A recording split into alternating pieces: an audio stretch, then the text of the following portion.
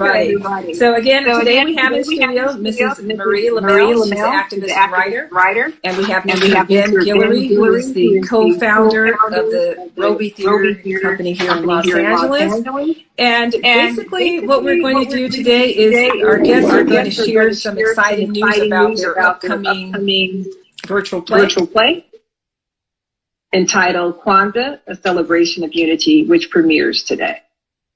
Yes, we're very excited. 3 o'clock Pacific Standard Time.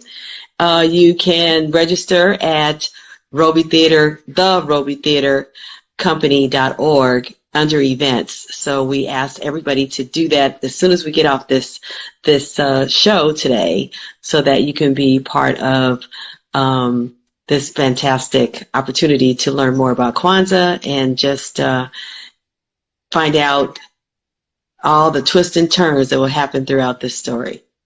Okay. And so this interview will be streaming live right now on Naab TV and Naab Radio. So sit back and get ready to enjoy.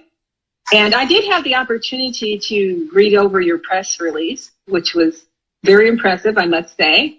And I did have a few questions that I wanted to present to you. So I did see your bio as well. But I'm going to pass the torch to my co-host, Michelle Lyons, and she's going to begin the question. Great. Yes, Marie, how are you doing today? I'm doing great. What about you? You getting through it, huh? The weather, but I have some great questions for you. How did you learn about the competition? Well, a good friend of mine, Melina Gay, who is also has been a board member in the Roby Theater Company for quite some time, and on a special committee that Ben could talk about a little bit more. I think it's an events committee. She contacted me. I'm a talent manager as well, and to find out if any of my clients had a story or play or anything written about Kwanzaa or based on the Kwanzaa principles. And I called around. I exhausted all, opportunities. So I met Dr. Karenga many years ago. Matter of fact, I've worked with this organization to provide a space for them to celebrate Kwanzaa at the Department of Water and Power in the city of Los Angeles. This was probably 15 years ago. So the opportunity to be able to bring his principles to life in a narrative way, in an interesting way, appealed to me. So I decided to call in one of my clients, Barbara Bullen, and to co-write with me. And I came up with the concept and the storyline, and we just put together one act that was required to be part of the competition. And just you do your best, and then you find out later. And a few months later, Ben called, and I was quite shocked that we were selected. And he could tell you, pick it up from there, I guess. Okay. And how did you come up with the concept? Well, given that we're in this COVID world and it's all about the Zoom and virtual, I thought that it'd make a lot of sense to make it a group of people that are on a Zoom in a classroom setting, and to give it that lecture type of feel without it being like you're in school, but just a dynamic of a diverse group of people of different ages, close to the college age, to talk about something that's affecting them a little differently, and that's the way of the world. That's just the changes of the world, the pivots that we had to make when it came to civil unrest, and we just found out the disparities in so many different levels, especially in the Black, Indigenous, people of color community, and it just made it easier to decide that if everybody in the classroom already on Zoom, then it kind of plays well, since we're not able to be live on stage at this time. But, everybody's getting used to the Zoom. And so I came up with that. I came up with the idea of the professor caught in, or I say caught, but he had to stay in Ghana because he was there tracing his roots. So it was just marrying all that together, and also utilizing how Kwanzaa can be incorporated in our daily lives. Okay, and what is your connection with the founder of Kwanzaa, Dr. Mulana Karenga? Well, as I was mentioning before, I didn't say this part. I was the president of the Water and Power African American Association for about 8 years. So we always celebrated Kwanzaa, and we always had a Black History Month event every February at the Department of Water and Power, which was very unusual for them to do, especially since the demographics of about 11,000 employees that were actively working and about 20,000 retirees were not Black. So I reached out to him, like I said, many years ago, and wanted him to come and speak and give us some deep knowledge about civil rights and Black history and Kwanzaa. And they needed a place to have their Kwanzaa celebration. And I provided that for them at the Department of Water and Power, so they could do that free of charge, so they can invite, the community to come out and really start the new year off with the principles of Kwanzaa to, get back to what the meaning of Kwanzaa and community and unity and purpose and all of those things. And it was just a really great opportunity. So I never thought that it's kind of full circle. And I actually do something along with my co-writer about Kwanzaa to celebrate his tradition that he founded back in the 60s. Mm-hmm. Okay. And as a first-time playwright, can you talk about the writing process? Well, I have to say that Ben Guillory was our guiding light, and really, really pulled out so much more than what we had basically started with.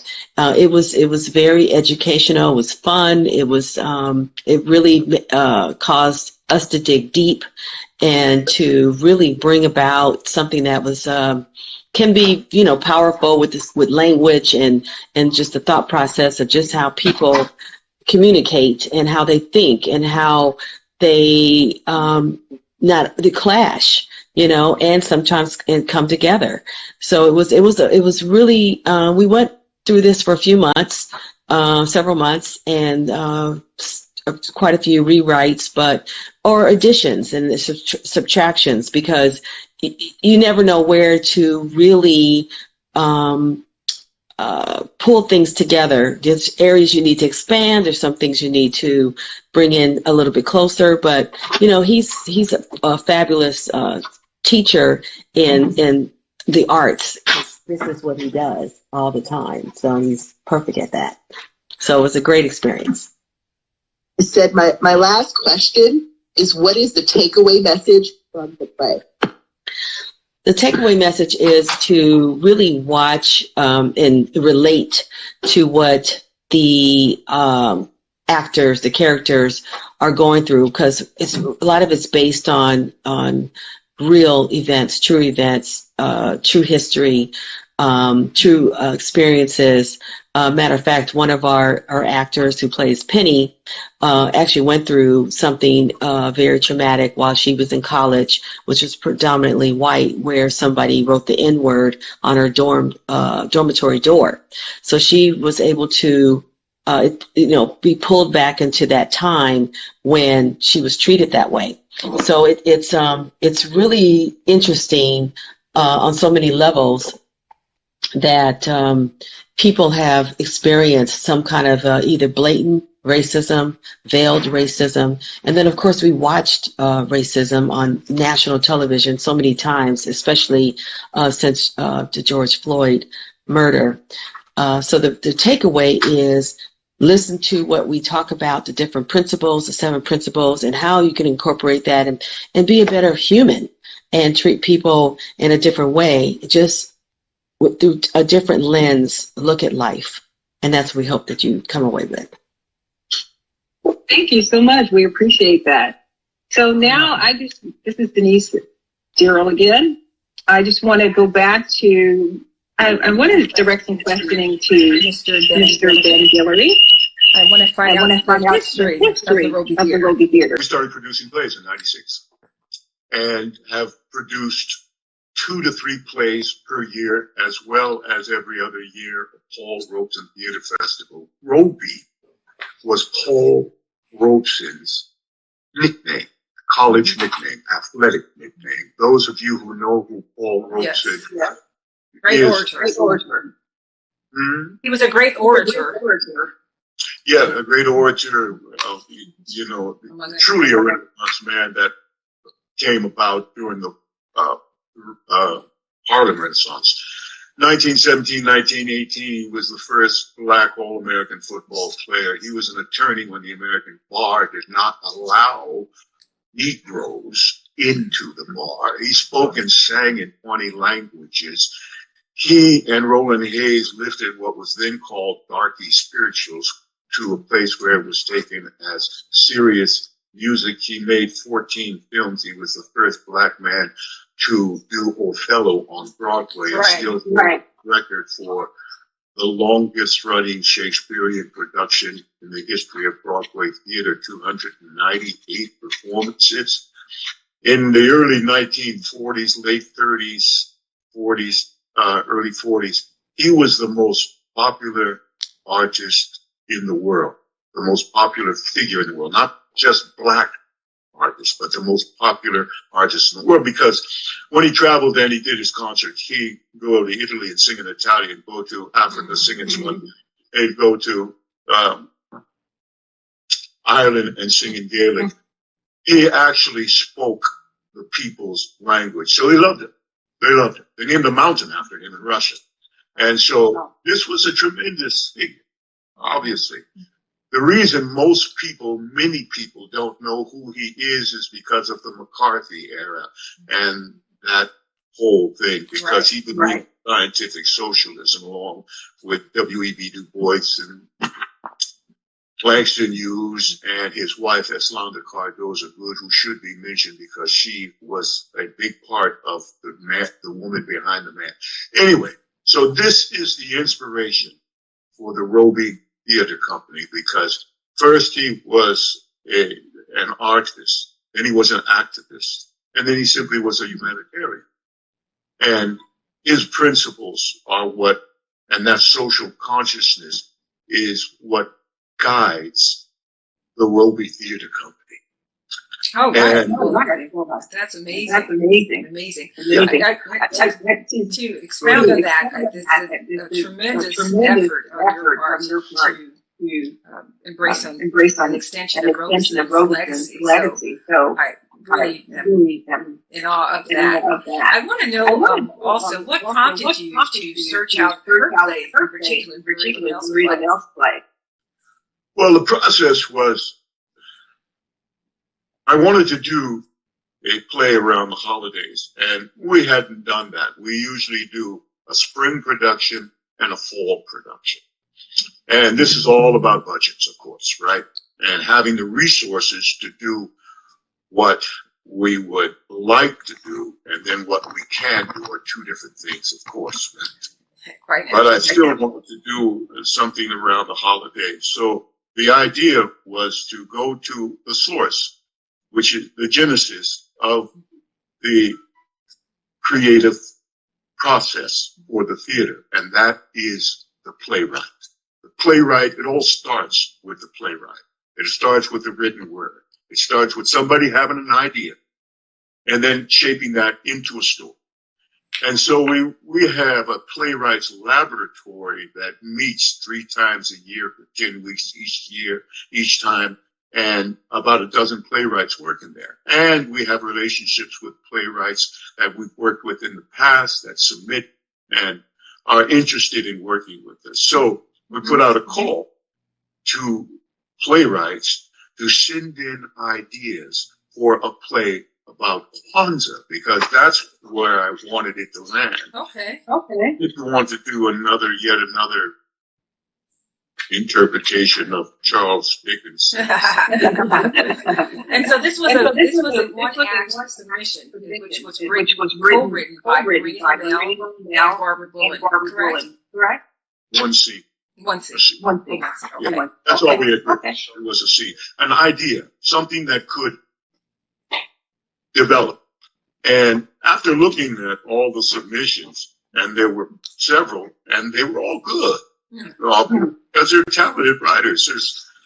I'll leave it there. There's very talented writers that we have access to and that are interested in working, of course, telling stories. And this was the best fit. Maria covered a lot of the ground that answers part of your question, so I won't go over that again because of time.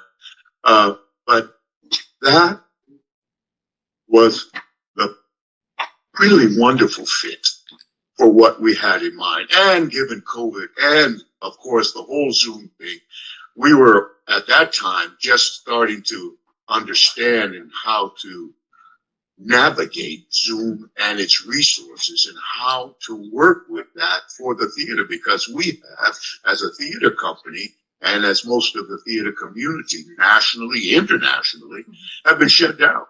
Right. Have been shut down. We've been dark. The theater has been dark. We have not been producing plays for 2 years. We'll only begin producing live plays on stage come April 9th, which happens to be Paul Robeson's birthday, April 9th, 2022. Anyway, with Kwanzaa, a celebration of unity, when I read it, I said, this is the right fit. It has the elements of education in it and an international kind of student body. And they spoke to the 7 principles, and we could see where this was going. So over a year's time or so, Barbara, Marie, and I would meet periodically after they would submit drafts of the play, and we talk and we figure out how and where we were going, how it could work, how it could go deeper. And again, it should be said that it is still a work in progress. Absolutely. All plays are a work in progress until they're up. Well, speaking of that, I do want to ask you also, how do you plan to pivot Kwanzaa for society? Can Kwanzaa be considered a pivot for society? And I know you're basically suggesting that, especially the climate that we're in, this new climate where we have to. The play talks to that. The play speaks to that with the students there that are influenced, that come to learn about Kwanzaa and how to apply it in their practical everyday lives. And yes, of course, the principles, those who know the principles of Kwanzaa, unity, self-determination, collective work and responsibility, cooperative economics, purpose, creativity, faith, and those are clearly applicable to our lives, which some of us, many of us, practice anyway, instinctually and just in a practical sense. And Dr. Karenga has formally shaped that into 7 principles that have an Afrocentric quality and source behind it. And those of us, common sense. I often think that we all have common sense, and probably all of us discover somewhere along the way, well, maybe not so much. We all have common sense. Right is right, and wrong is wrong. And the principles speak to what is correct, right, and human. And if one has any sensibility, I think, as a human being and how to treat another human being, the principles speak for themselves. Right. They span cultural barriers, they span, society. Well, in the play, there's a moment in the play where it's asked, can anyone come to a Kwanzaa celebration, a Kwanzaa ritual at Kwanzaa? And of course, people think it's exclusively Black. No, it's not exclusively Black. The Afrocentricity of it all Is that a word? Yeah. Is certainly It's a part of our immersed. culture. Yes, in a cultural reference. But anyone who speaks to correct behavior of human behavior, it can be a part of Kwanzaa. Is a part of it. Absolutely. Well, It's thank simple. Yes. Well, thank you so much. I touched on so many things with you. I just want to pass over to Michelle, my co-host, because I know she's dying to ask you questions. So I wanted to make sure I allotted some time for her. Okay. Okay. Mm-hmm. Sure. Talk about working with the playwrights and the cast selection. Well, the playwrights, you know, talent. Mm-hmm. Playwrights have talent. This does not work unless one has talent. One cannot teach talent.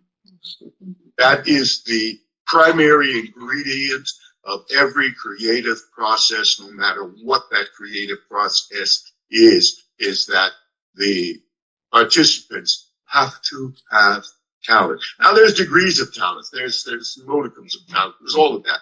But that's the primary ingredient. And Marie and Barbara have that. That was evident when they submitted what they submitted. Thank you. And working with them was a pleasure. The process was in place. And we had an open conversation we were all very receptive because we wanted to do this. We wanted to tell the story. We wanted to move the principles of Kwanzaa forward. We wanted to make them accessible in a story form so that it was theatrical, it was theater, it was a pleasure, and it was exciting. And as the steps move forward, all of that materialized. Working with individual playwrights is different. Each playwright has a specific, different creative process for a specific project that they may not repeat for the next project. It all depends on the elements and everything. The input of a dramaturg, the subject itself. This has a real social consciousness, and that's one of the things that appealed to me as the artistic director of the Roby Theater Company, because everything we do needs to have a social consciousness, not to stand on a soapbox and preach, but to have something of substance to present to our audiences, and so that they can work away with what Marie was talking about when you asked her what was the takeaway. So working with Marie and Barbara was a pleasure. It was progressive. It was enlightening and inspiring. And the cast itself is really an international cast. And the characters in the play, there's a Chinese, of course, the African American, Moroccan, Muslim, Caucasian, a Hispanic sister in it. So all of those cultures are represented in the cast. And this was important. And this is how the play was written, to represent all of that, a universal but specific cultural reference. So all of that was in place. Finding those actors, casting those actors, not so difficult, because, we're in Los Angeles. There are gifted artists here, and some have been able to chisel out careers. Some are chiseling out careers. Some, it doesn't work. It doesn't work. They may be gifted, but sometimes it just doesn't work. And that's just a reality. Right. You know, this frank reality of the quote industry. Because I always say no one comes here to build a career in theater. They come to build careers in television and film. Why? Because television and film, this is the apex of the industry here. No matter what anyone says, it still is the apex of the creative industry. And theater is more or less a stepchild of television and film here in Los Angeles. Yeah. There's wonderful theater that happens here. You know, there's more theater here than anywhere else in the country. That's including New York and Chicago. There may be more prestigious theater in New York, Chicago. But there's more. There's over 200 theater companies in this town. Anyway, so well, speaking of the play, if I might add, I know Michelle's going to continue with the question. But will the play be back? Because that's the plan. That is the plan. Here we had wanted in September when the spike happened, this past September when the COVID spike happened, that threw some real obstacles in us producing Kwanzaa Celebration of Unity, because we were going to produce it now. Right. Today. Right. It was going to be part of, it was going to be the play that we started our season again with. And when the spike happened, it just became too, it wasn't simply wasn't, you know. So what we're doing is, as Marie said, we're streaming the play today at 3:00. You can go to the robytheatercompany.org and register and see it. It doesn't cost anything. And you can see the world premiere of the play. We will run the play the 6 traditional, or total of 7 days, traditional Kwanzaa celebration. Yes, next year the plan is to produce the play on stage. Actually produce the play. Now, of course, we all know it goes without saying that if COVID behaves, we'll be able to do that. As I said before, we're reopening the theater, the Roby Theater Company, come April 9th. And of course, that's if COVID behaves, but we're moving forward, and we have a full slate of productions for the year 2022. Okay. Yes. Well, good. Well, good. So speaking of that, the plans that you have, so this is a stepping stone for keeping Kwanzaa, or this particular play, Kwanzaa, a celebration of unity, keep it relevant.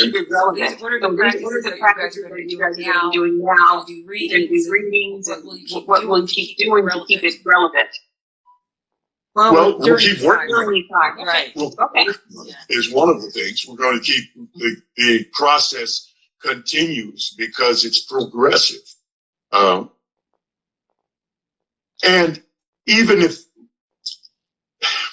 there are so many people that aren't aware of it, so, and we have a database and a constituency that are interested. Some know of Kwanzaa, others don't. Zooming it and having it available in the Roby YouTube perpetually. This Zoom recording will be in the Roby YouTube in 2 weeks. It'll be there for forever. And it's all the Zoom works that we've done. Again, we'll continue to work on the play because there's still work to be done on the play to really transfer it into so that it is able to be on stage, because right now it is a Zoom play. Right. Play that is made for the Zoom. Yes. Well, we hear it. I will let you speak. We hear it at Naab Radio, Naab TV. We definitely will keep our viewers updated on it as well. So we'll make it available for them. We'll put a link below as well. Okay. So, I definitely want to.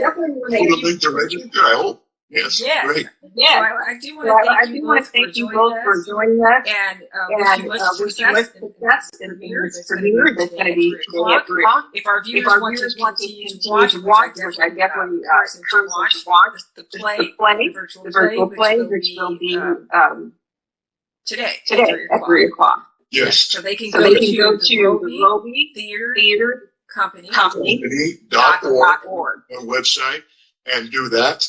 Many of them have received the blast with all of the registration information on there. But the easiest way for those who are new is to go to the Roby Theater Company.org. And Roby is spelled R-O-B-Y. Again, I'd like to thank my co-host Michelle Ryan, who's running for the Congressional Seat 47 in Long Beach, and of course our beautiful guest, Mrs. Marie Lemelle, and Ben Guillory. Thank you so much. Okay. Look forward to seeing your show later today. Yeah, in the next 6 days at 7 p.m. Okay. Right? Yes. Okay, so thank you all for everybody tuning in. Again, today's the premiere. It begins today at 3 p.m. and from the 27th onward to the 1st, it will be at 7 p.m. Yes. Okay. Thank you. Thanks again. Thank you. Happy Kwanzaa. Happy Kwanzaa. Unity, day one. Bye-bye. Still live for a few moments. Hope to see all of you at 3 o'clock today on YouTube or directly to the RobyCompanyTheater.org. Sign up for events. It is free. Donations are always accepted. It is nonprofit, but we look forward to your comments and your support. Thank you.